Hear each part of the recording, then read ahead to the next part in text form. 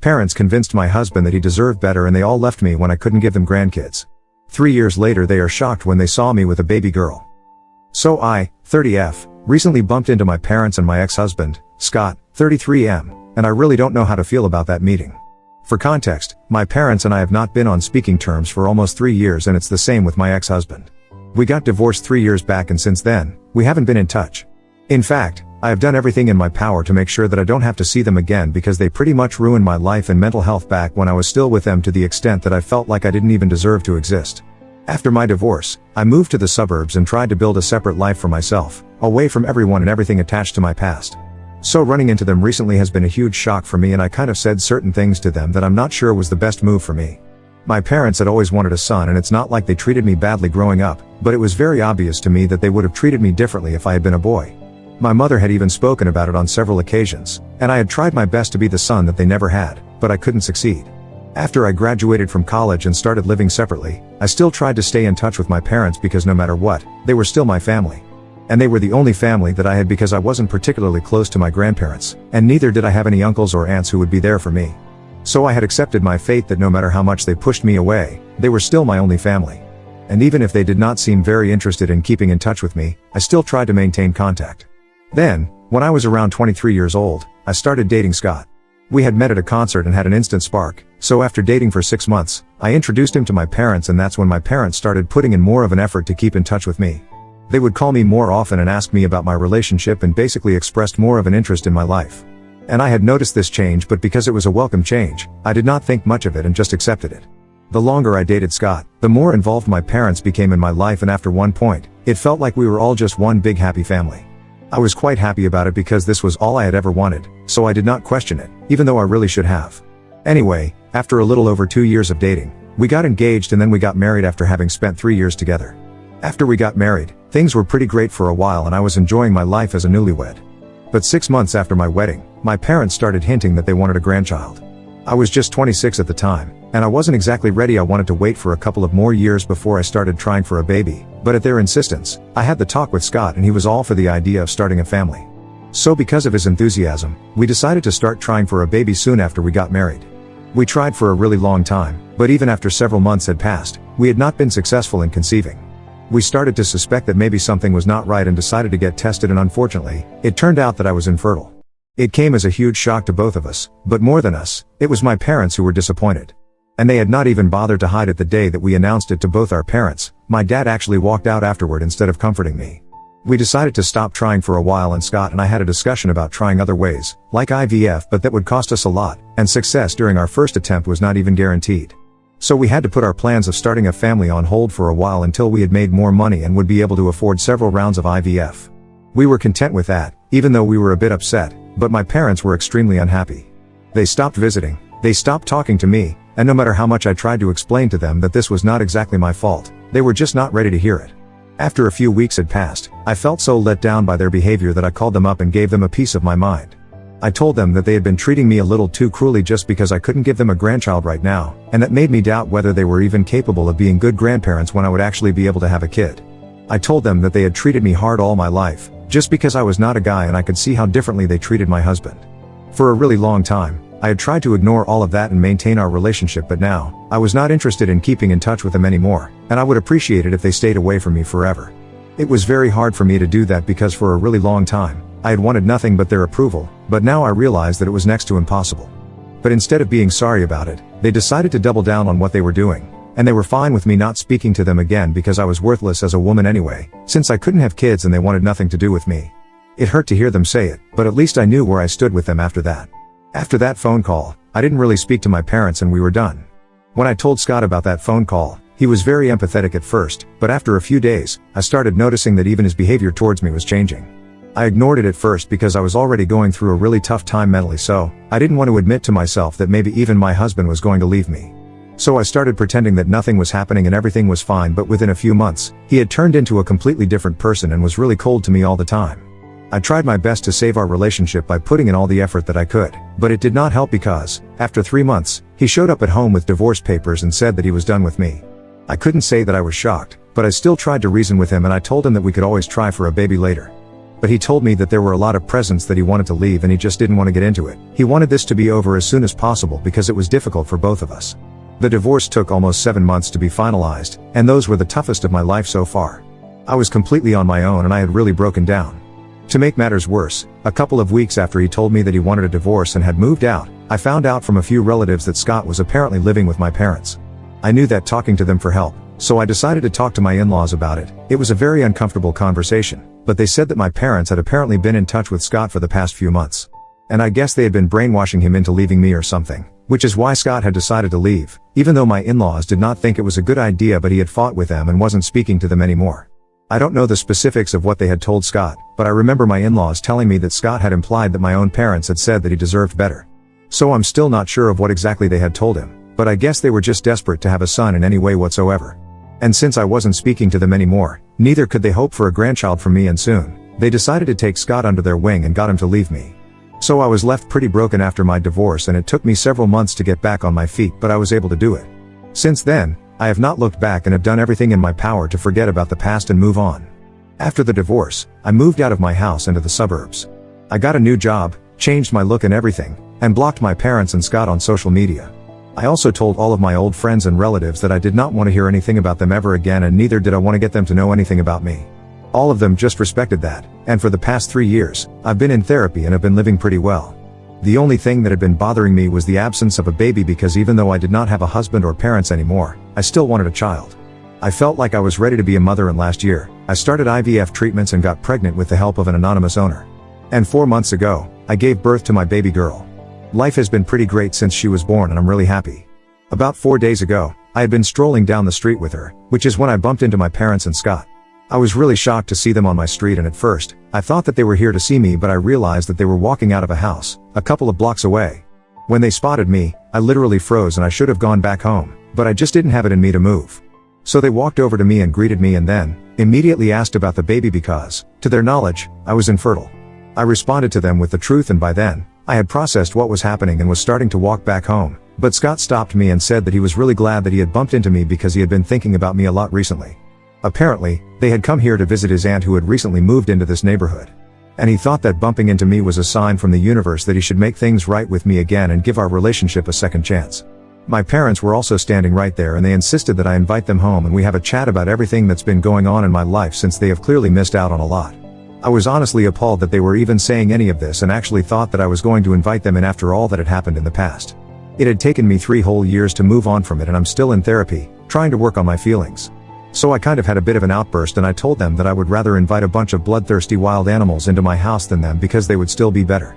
I told them to cut the crap and stop pretending like they actually cared about me or what was going on with me, because the only reason they wanted to speak to me was because I now had a baby.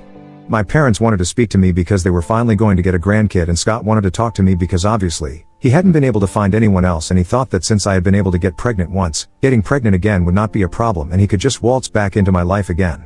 It was sickening that all they saw me as was a source of babies and not a real person with real feelings. They had all abandoned me when I needed them the most to support me emotionally, even though I had expected it from my parents, because they had already made it very clear to me right from my childhood that they would much rather prefer a boy, and in their opinion, the only value that a woman had was defined by whether she was capable of being a mother or not. But the real shocker had been Scott, who had spent so many years with me and even comforted me, but in spite of all of that, he had gone along with whatever my parents had said for some twisted reason and left me when I was at my lowest. I hadn't forgotten any of the things that they had said to me, and I just repeated it back to them. So since I was worthless as a woman and since Scott deserved better, maybe they should leave me alone now. And honestly, I have always been a very quiet and shy person, but when they confronted me in the street that day, I had been yelling at them at the top of my lungs. It was 3 years worth of anger coming out all at once, so it had been pretty nasty, and once I was done yelling at them, I made a run for it back to my house and shut the door as quickly as I could. I had been feeling extremely sick after that, so I decided not to go to work for a couple of days and have been staying at home with my baby since then. And my interaction with my parents and Scott had been playing in my head on a loop since then. I honestly had no idea what I was going to do about it until last evening when I received a call from an unknown number. I don't know why, I usually don't answer calls from numbers that are not known to me, but yesterday, I decided to pick up the phone. It was Scott on the other hand, and behind him, I could hear my parents whispering in the background. I'm pretty sure they were not even trying to be quiet, they actually wanted me to know that they were there.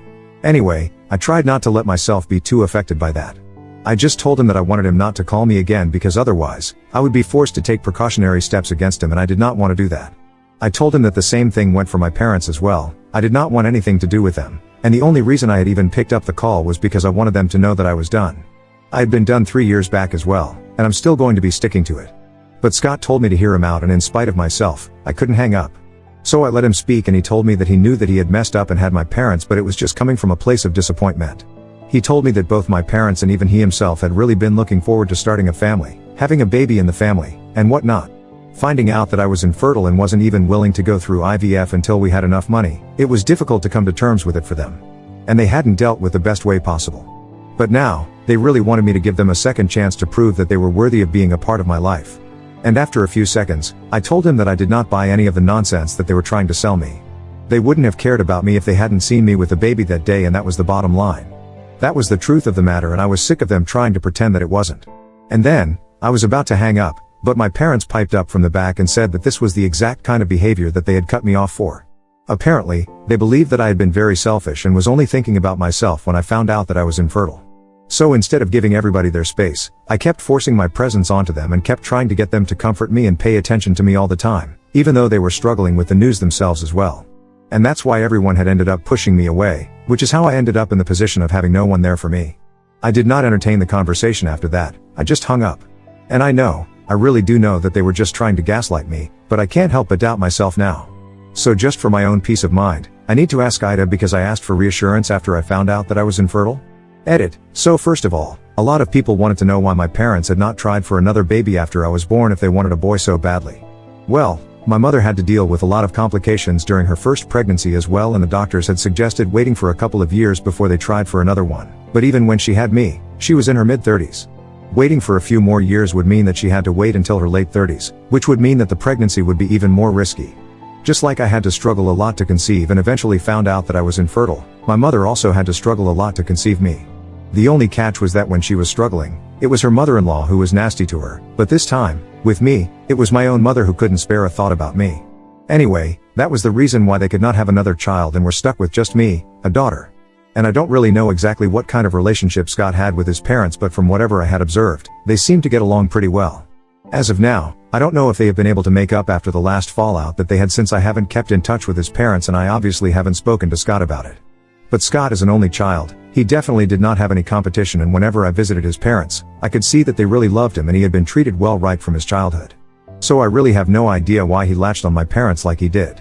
At least with my parents, I knew that they wanted us on, which is why they started treating Scott like that, but with him, I had no idea what went wrong. In the past 3 years, I had only been trying to forget about all of this, so I hadn't really thought about it or questioned it, but now that you guys bring it up, I feel like I have to speak to my ex-in-laws and get to the bottom of it. For my curiosity, if nothing else.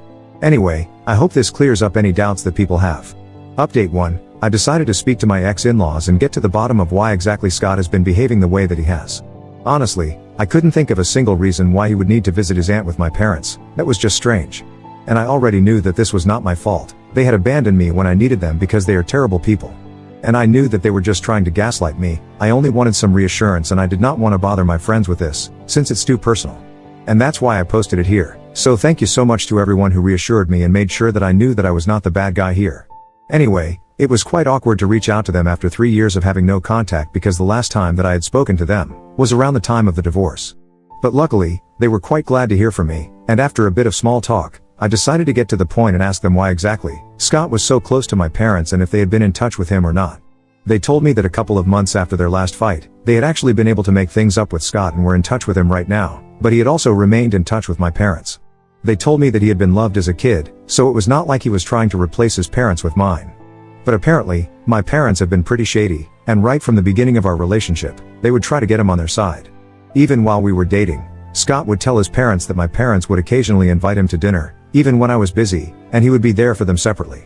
He thought that this was something worth bragging about because he believed that he had impressed my parents simply by being himself, which was kind of true because he was a guy and that was enough to impress my parents. So they had already spent a lot of one-on-one time together without my knowledge, and he had started looking up at them as parental figures, even though he had parents of his own, and he respected them as well. It was just really complicated, and on top of that, my parents constantly showered him with really expensive stuff and would write him checks all the time. That's the money that Scott had offered to use for IVF back when we were together, but I thought he was bluffing because back then, we did not have that sort of money, and never did I want him to do anything shady for the money. And he didn't want to tell me that he had received a bunch of money from my parents because then he would have to come clean to me about the kind of relationship that he had with them. But even after that, I refused to get IVF because I didn't think that he had the money and I wanted to save, and that's what my parents used to manipulate him into going against me and saying that he deserved better, somebody who had faith in him. Eventually, in a couple of months, they were able to brainwash him, which is how he ended up leaving me. My ex-in-law apologized to me for it, but also explained that even though they did not agree with the kind of relationship that Scott had with my parents, he was their only son, so they couldn't cut him off either. And I don't blame them, they don't owe this to me, and they were just being nice by telling the truth. But anyway, now that I know what the truth is, I don't have any reason to entertain them if they reach out to me. They're all disgusting people and not worth my time. Update 2. I finally decided to go back to work after almost taking 2 weeks off. Luckily, I have quite a lot of days left over from my maternity leave since I didn't take the full 6 months off in one go, and my company's policy is quite flexible. It was just my daughter and her nanny at home, and I trust the woman implicitly. She has a bunch of references, and I know her personally as well. She's a really good woman. So halfway into the workday, when I received a phone call from her, and she immediately told me that she had decided to take my daughter home with her since she wasn't sure if staying in my house would be safe or not because of my ex-husband. I decided to let her go home with my daughter so they would be safe, and immediately called the cops while driving back home myself. On the phone, she had already informed me that Scott had been standing outside for a couple of minutes and had been screaming for me to come out, and when he realized that I was not in there, he started trying to kick the door down. He was cursing really loudly, and my daughter had been crying. So she had done some quick thinking and had called me so I could inform the police, and she could leave through the back door and walk to her house through the gate in the backyard since she lived a couple of minutes away. And while I dealt with my ex-husband and the cops, at least my baby would be safe and sound. Honestly, kudos to her because her top priority was my child's safety and well-being, and that's how it should be. Anyway, once I got home, the cop had already arrived, and it was very obvious to me that Scott had been drinking. It was weird because it was just around 12 in the afternoon and that was no time to be drunk, but there he was. I decided to press charges against him because he had really pissed me off and I wanted him out. Also, this would give me an excuse to get a restraining order against him because he was clearly losing his marbles. Anyway, they were able to take him away, and a couple of minutes later, my nanny came back home with my daughter, and I gave her the rest of the day off because I was going to stay home with my daughter. I guess I'm gonna have to take a couple more days off from work, but I'm not really complaining since I get to spend it with my favorite person. Update 3. Hey, so it's been a couple of weeks since I last posted here. I got really busy with taking care of my baby, and I also just decided to take on a new project. It's been pretty exciting, but here's the situation with my parents and Scott. So I was able to get the restraining order against Scott, thankfully. It was not much of a struggle because I had security footage from the day that he visited me while drunk and started throwing a fit when he discovered that I was not at home. I guess my parents took a look at his situation and decided not to bother me, so they have been staying away, but my ex-in-laws informed me that after what happened to me, they have decided not to keep in touch with Scott. He had apparently been having a hard time finding other women, even though he really wanted to start a family. He can't do that without a partner, and he doesn't like the idea of adopting. So maybe that explains why he was acting out the other day, but it doesn't mean I have to forgive him. Especially not after whatever he has put me through, and that includes my parents as well. That doesn't mean that they have shut up about the situation though. They are very much still trying to badmouth me to my relatives, and it's just sad because it's really not working. Everyone knows that they were the ones who did the worst thing possible to me, and now, they are trying to pretend like they are the victims here. That's not how it works, and they had to learn the hard way. Anyway, I'm glad that they are never going to be able to have any contact with their grandchild. I'm just not gonna allow it. My daughter and I are going to lead a wonderful life together without anyone bothering us. And I'm definitely going to be a much better parent than the ones that I had as an example.